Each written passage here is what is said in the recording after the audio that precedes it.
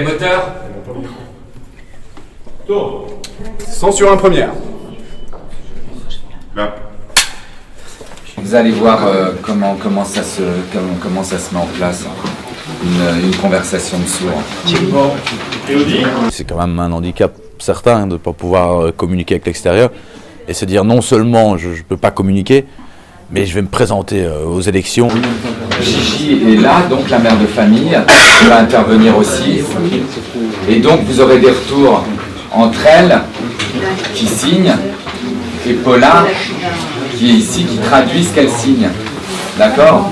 Donc naturellement, vous la regardez, puisqu'en plus vous entendez, elle va signer, mais vous allez entendre la voix de Paula. Même si j'ai une chance sur 1000, je dois la tenter.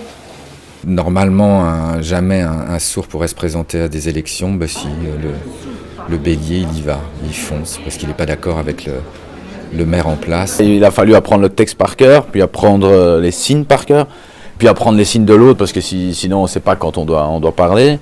Puis après ça, jouer par au-dessus, puis faire des bruits avec sa bouche. Tu vas te présenter aussi. Moi, ça ne me frustre pas du tout. J'adore devoir passer par là pour trouver ma liberté. J'adore ça.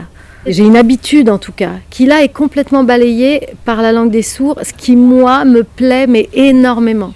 Parce que ça m'oblige à une grande concentration, en même temps à être très vive, à pas du tout me regarder, à être dans le geste, en fait. Et ça, je trouve que c'est très soulageant. La syntaxe n'est pas la même. Pour Anne, ça a été encore plus compliqué parce qu'elle devait parler et signer en même temps. À ce moment-là, je dois retraduire. Donc je fais dit, va aider handicapé, comme... Pomme verte, toi.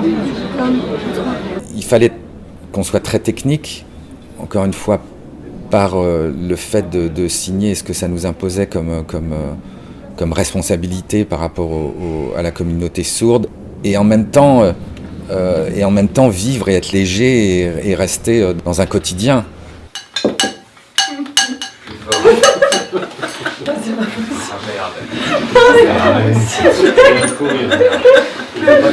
Sans sa fille, il ne pouvait pas faire la politique, donc elle lui permet de faire la politique.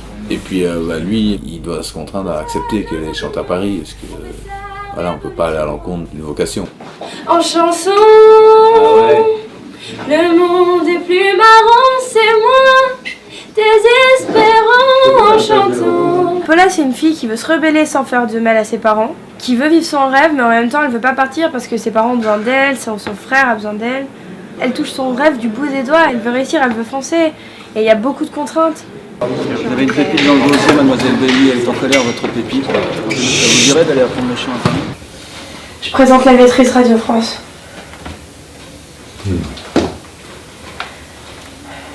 La maîtrise Radio France. C'est une école de chant à Paris. C'est aussi une adolescente, mais c'est une adolescente qui est très affranchie, qui elle, a été amenée à vivre déjà beaucoup de choses, donc qui est à la fois dans les affres de l'adolescence, puis de l'adolescence féminine. C'est grâce à toi, à papa, à tout ce que vous m'avez appris que j'ai réussi à faire ce choix. Vous m'avez donné les clés.